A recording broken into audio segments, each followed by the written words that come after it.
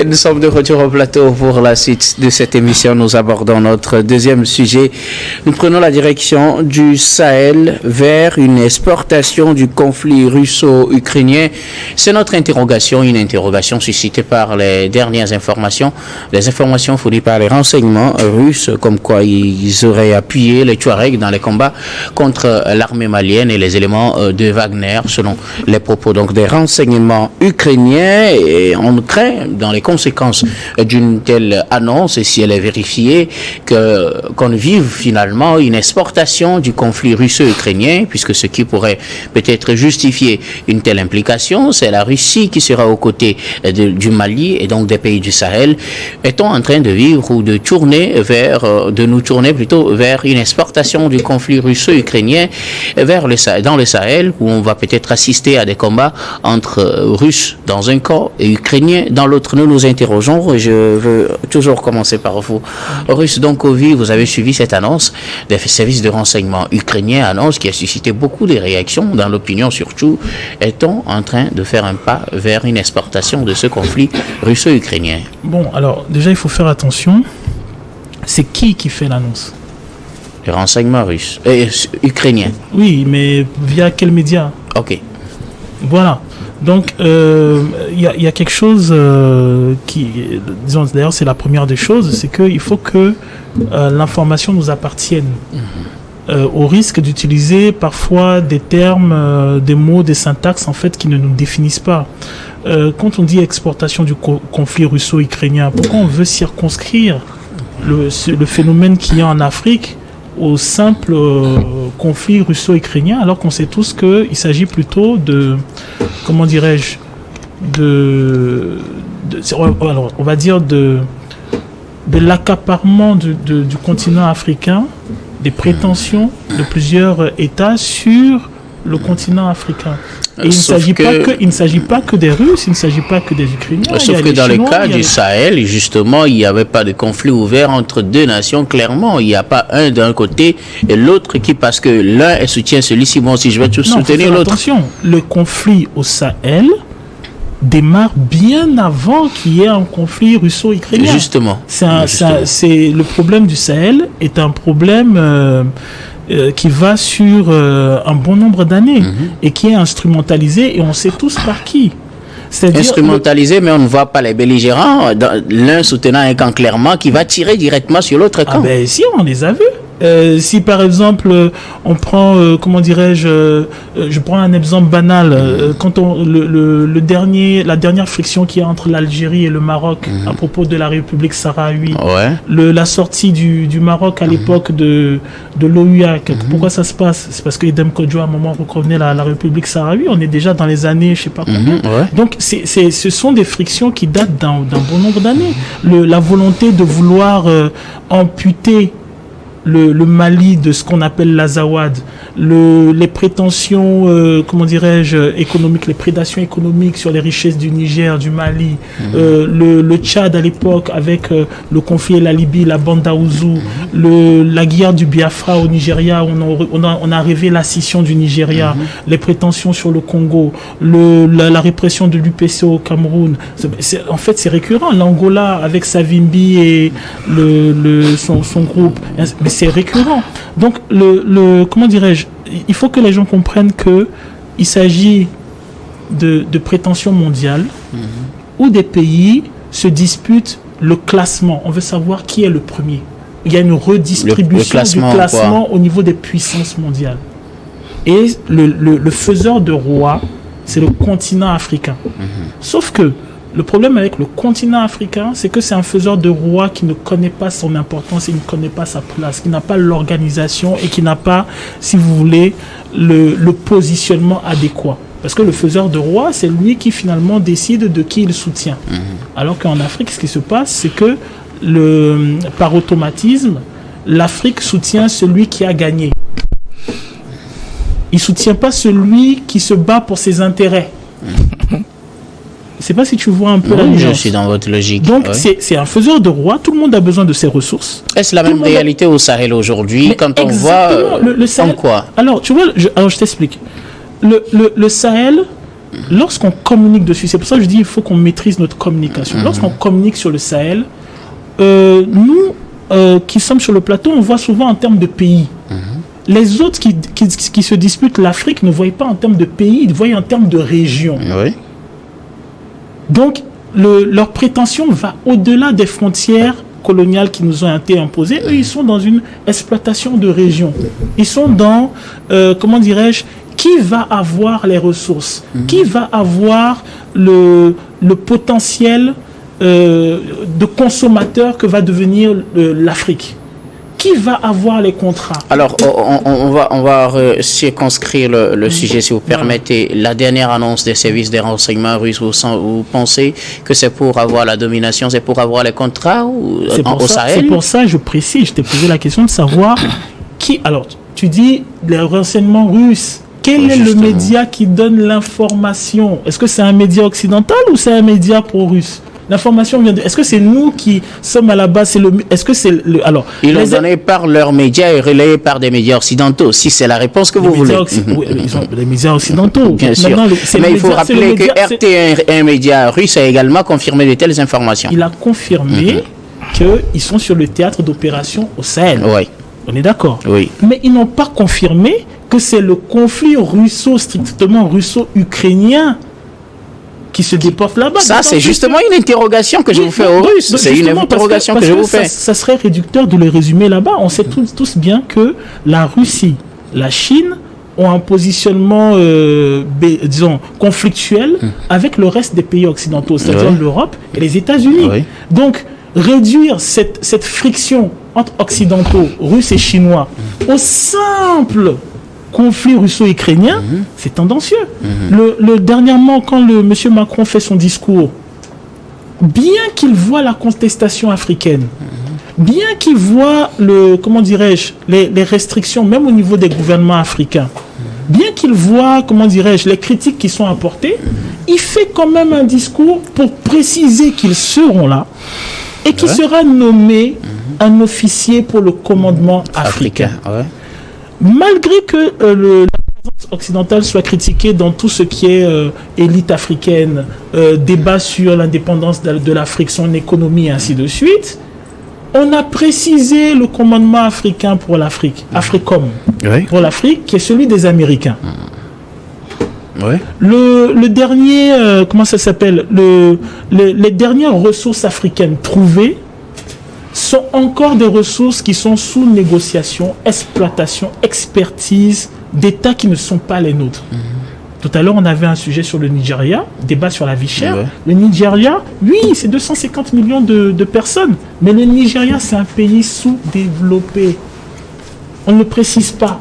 Comment se fait-il qu'un pays comme le Nigeria soit sous-développé? Comment se fait-il que dans le projet de Dangote, il ait de la difficulté à trouver un pétrole qui soit chez lui et qu'on pense même à aller négocier du pétrole en Algérie?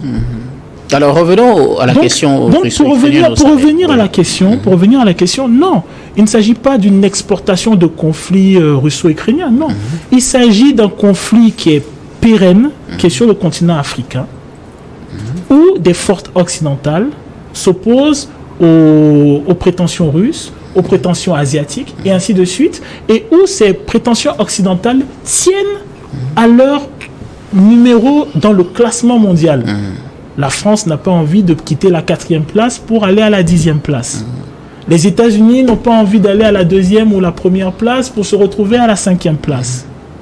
Les Russes ont envie de monter dans ce classement, et ainsi de suite. Et le faiseur de roi, celui qui a les ressources, celui qui a le potentiel en termes d'habitants qui vont être les principaux consommateurs. On le voit d'ailleurs avec la plupart de nos produits, ainsi de suite. La terre où il faut tout conquérir, les sources du Nil, les sources du Niger, les richesses potentielles. On a vu les dernières mines de fer en Guinée. On a vu l'investissement qui a été apporté.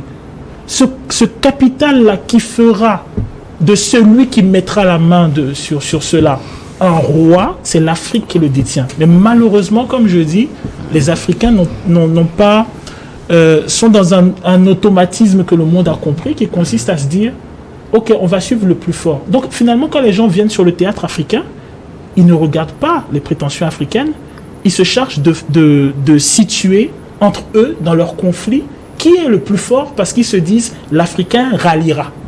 Alors qu'à la base, c'est l'Africain qui, dans ses négociations, pour ses prétentions, pour son développement, aurait dû dire, tu veux être premier, qu'est-ce que tu m'apportes? Tu veux être second du monde? Qu'est-ce que tu m'apportes? Tu as envie de telle ou telle chose pour le développement de ton pays? Qu'est-ce que tu m'apportes? Où est-ce que je me positionne dans la négociation? C'est pas ce qui est apporté. Merci beaucoup. À vous, Russe. Alors, Eric Johnson, je reprends le sujet. C'était par rapport aux informations fournies par les renseignements ukrainiens par rapport à leur soutien apporté aux Touaregs dans les combats contre les forces armées maliennes. Et selon ces Ukrainiens, ils soutiennent les Touaregs contre les FAMA et les éléments de Wagner qui combattent aux côtés des Maliens, des FAMA. L'on s'interroge si on est en train de vivre une exportation du conflit russo-ukrainien, dans le Sahel surtout. Ça me fait rire parce que ce sujet-là, ça nous confirme ce que nous pensions tout bas. C'est-à-dire que l'Afrique est un champ d'expérimentation pour ces Européens, ces Américains, et bref, toutes les puissances mondiales. Ils viennent faire leur expérience, ils découvrent de nouvelles armes. C'est en Afrique qu'il faut les envoyer, ils vont s'entretuer entre eux. Et curieusement, quand je me rappelle de ce livre-là qui dit l'Afrique malade de ses hommes politiques, et je me dis tout simplement que la réalité est en face de nous. Ce n'est pas un fait nouveau. Moi, tout comme aux Russes, c'est vrai, il faut véritablement vérifier ces informations, connaître les sources de ces informations pour en tirer la véracité. Parce que il y a eu une situation que les Russes même ont confirmé, quand même, que le groupe Wagner, la nouvelle appellation c'est l'Africa Corps. Africa Corps a eu des difficultés, qu'il y a eu à peu près une vingtaine ou une trentaine de Russes tués.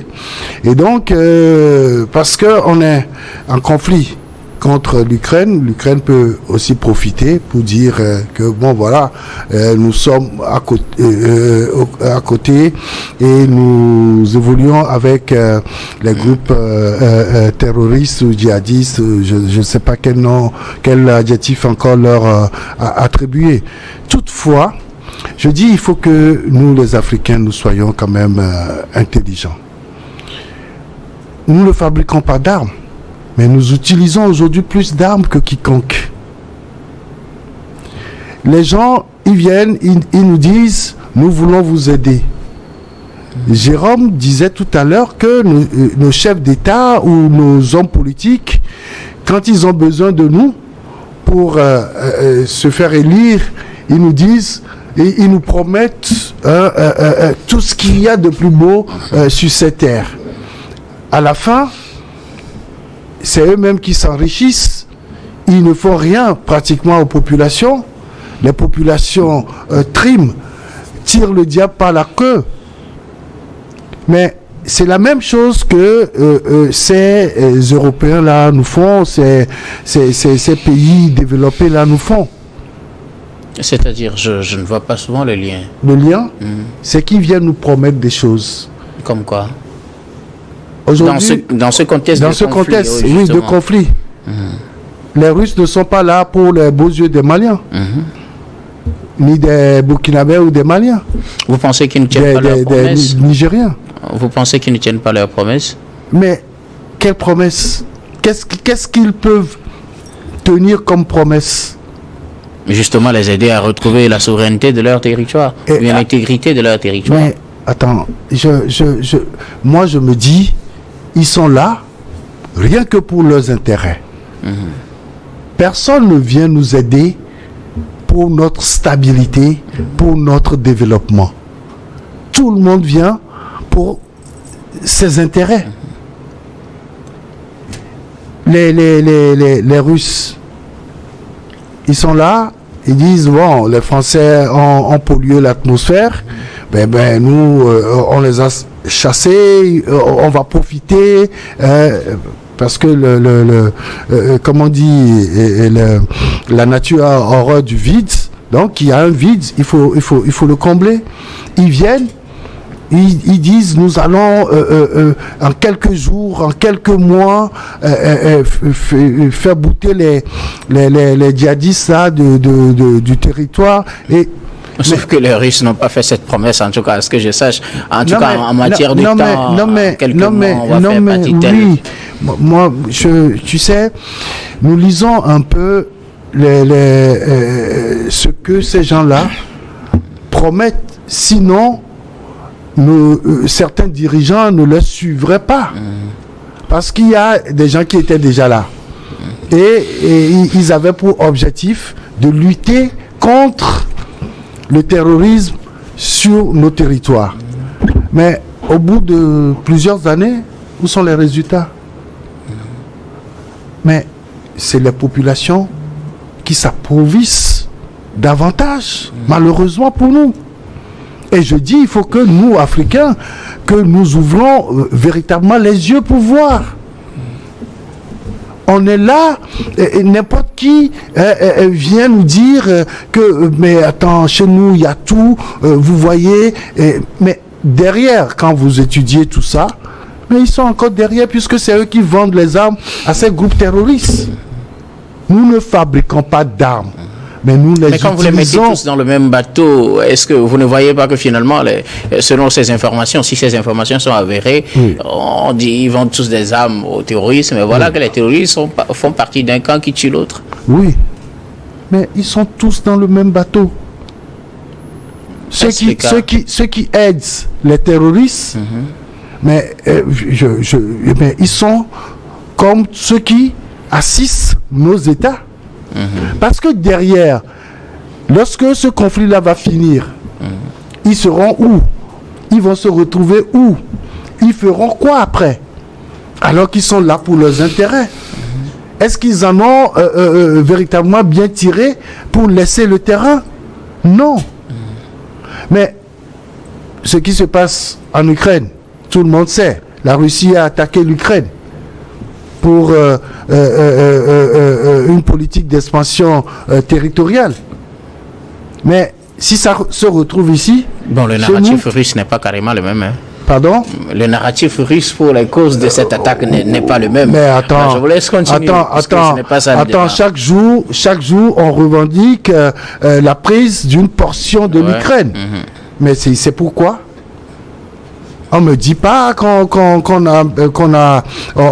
veut juste prendre le président russe et ukrainien, ou on veut déporter uniquement les Ukrainiens. Mais on dit chaque jour, on a pris une portion de terre. On a gagné encore de telle région. Mais attends, c'est ça finalement. C'est quoi l'objectif de cette guerre-là? Et maintenant, on veut transposer tout ça là chez nous. Chez nous parce que... qu'on veut les transposer en fait, c'est ça ma question. Oui, je dis, c'est vrai qu'il faut qu'on vérifie véritablement ces informations-là. Parce que nous n'avons pas des indices clairs. Bon, l'information telle que donnée, c'est eux qui l'ont donnée. Maintenant, est-ce que c'est réellement ce qu'ils ont fait? Ça, il reste toujours à vérifier. Ils sont déjà sur un terrain, ils sont déjà sur un terrain de guerre chez eux. Donc, tout ce qui peut faire mal à l'autre, ils vont l'exploiter. Et c'est ce que je pense qu'ils sont en train de faire. Si réellement... Il y a des possibilités que ce ne soit pas vrai. Que ce ne soit pas vrai. Okay. Donc, pour moi, je dis, tous ces gens-là, ils viennent chez nous pour des intérêts. Si eux, les Ukrainiens, soutiennent des groupes terroristes, ce n'est pas forcément pour venir aider ces groupes terroristes-là à acquérir des terrains, mais c'est pour faire barrage aux Russes, pour ne pas dire que les Russes ont gagné ou ils ont eu à maîtriser quand même un groupe terroriste. Mais je pense très sincèrement que tous ces gens-là ne viennent pas chez nous pour nos beaux yeux, mais c'est pour leurs intérêts. Jérôme Soussou, est-on en train de se diriger vers une exportation du conflit russo-ukrainien? C'est notre interrogation suscitée par les annonces faites par les renseignements ukrainiens par rapport à leur soutien apporté aux Touaregs dans les combats face aux Maliens. Oui, mais dans tous les cas, moi, je ne crois pas à cette situation parce que pour moi... c'est un simple coup de communication. Oui, bien sûr, c'est ce que moi je crois, hein, parce que le Mali est permanemment en guerre contre les djihadistes, contre les terroristes, et donc c'est ça d'ailleurs qui les a poussés à demander le soutien du groupe Wagner, qui en tout cas les accompagne aujourd'hui à récupérer certaines parties de leur territoire.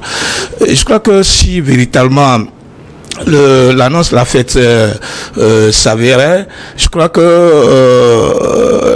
l'Ukraine est en train de verser dans la provocation par la communication, en tout cas à mon avis, parce que lorsqu'on disait que l'armée malienne et puis le groupe Wagner étaient pris en partie par une tempête de sable et qu'ils ont profité pour tuer, en tout cas ils ont donné un chiffre entre 20 et 50 personnes. Ça a déjà fait très mal à l'armée malienne et à l'armée russe. Maintenant que l'Ukraine, si je le répète encore, si l'information s'avérait, cela veut dire que en réalité l'Ukraine voulait quand même profiter de cette situation pour faire plus de mal à la Russie, parce qu'elle est déjà en guerre contre la Russie dans son pays là. Et non, mais comme le disait en temps Eric, l'Ukraine aussi cherchait par tous les moyens à affaiblir l'armée russe. Donc, comme elle n'arrive pas à trouver encore des possibilités, donc elle pouvait quand même profiter de cette situation là pour faire de la communication et pour dire que bon, c'est elle qui soutient les terroristes, en tout cas à affaiblir ou à faire cet échec à l'armée malienne et russe. Donc moi je me dis, lorsque j'analyse la situation, je me dis que c'est peut-être une simple communication qui, en tout cas pour moi, déverse dans la provocation et qui peut-être demain ou après-demain va avoir d'autres conséquences sur place dans le Sahel. Et ces conséquences-là, vous les connaissez, sont les populations innocentes qui subissent qui subissent ces conséquences-là. Et c'est ce qui n'est pas du tout bien. Dans tous les cas, je ne suis pas sûr, et je le redis, qu'on n'est pas en train de transporter la guerre ukraino-russe dans le Sahel. L'objectif principal du Mali ou de ceux qui sont dans le Sahel aujourd'hui, c'est de repousser en tout cas ces terroristes-là et récupérer les territoires africains. C'est de ça qu'il est véritablement question. Et donc, maintenant, si tant est que l'Ukraine veut à tout prix battre la Russie à partir de cette communication-là, je crois que ça va créer d'autres situations inconfortables dans tous les cas dans le Sahel. Russe, quelque chose à ajouter? Pas spécialement quelque chose, juste que peut-être qu'il faudrait que les Africains prennent conscience, parce que j'ai l'impression que, comme je disais, le continent, c'est un continent faiseur de rois, mais qui s'ignore. C'est un continent faiseur de rois. Tout le monde nous veut. Mais tout le monde nous veut en présumant de nos incapacité à nous assumer nous-mêmes, à fédérer et à poser concrètement quelles sont nos exigences. Et donc, il vaut mieux, diviser pour régner. Et les gens s'affrontent devant nous, devant nos yeux, sur nos théâtres, en prétextant du fait que celui qui arrivera à s'imposer, de facto, aura l'assentissement de tout le continent africain. C'est un peu cela le vice de l'histoire. Et donc, à un moment, je pense que au niveau de nos États, il faut comprendre qu'il faut fédérer. Il y a aucune logique à ce que... par exemple, quand on parle tout à l'heure, on dit exportation du conflit russo-ukrainien. Soyons sérieux. L'Ukraine a une partie de son territoire envahi. Lui-même dépend d'aide d'autres pays. de services de renseignement d'autres pays. Ouais. Le président Zelensky fait des navettes pratiquement chaque 2-3 mois à travers le territoire. Comment est-ce qu'il fait pour exporter ça sur le théâtre africain? Pour vous, c'est juste une annonce qui n'est pas réelle. Non, c'est que ce qui me gêne dans l'histoire, c'est le vice de la communication. C'est-à-dire, c'est vouloir réduire à une portion congrue un conflit que le continent subit depuis longtemps. À l'époque, on parlait de la guerre froide. Ouais. On l'a déjà subi. Après la chute du mur de Berlin, cela a stagné et on nous a trouvé, ce n'était plus l'ennemi n'était plus le russe, l'ennemi était l'islamiste. Oui. Et on l'a subi. Maintenant, on nous fabrique un troisième conflit. Qu'est-ce qu'on fabrique ou c'est réel? Ah mais si, on fabrique parce que on a quand même la liberté de savoir si on y participe ou pas. Mais ce qui se passe, c'est qu'on nous force à y participer. Ok, on nous force à y participer. Pour moi, c'est différent d'on nous fabrique un conflit. Ah ben si, on fabrique un conflit. Parce que la vérité, c'est que le Mali, c'est pas maintenant qu'ils ont des frictions avec les Touaregs. Ouais.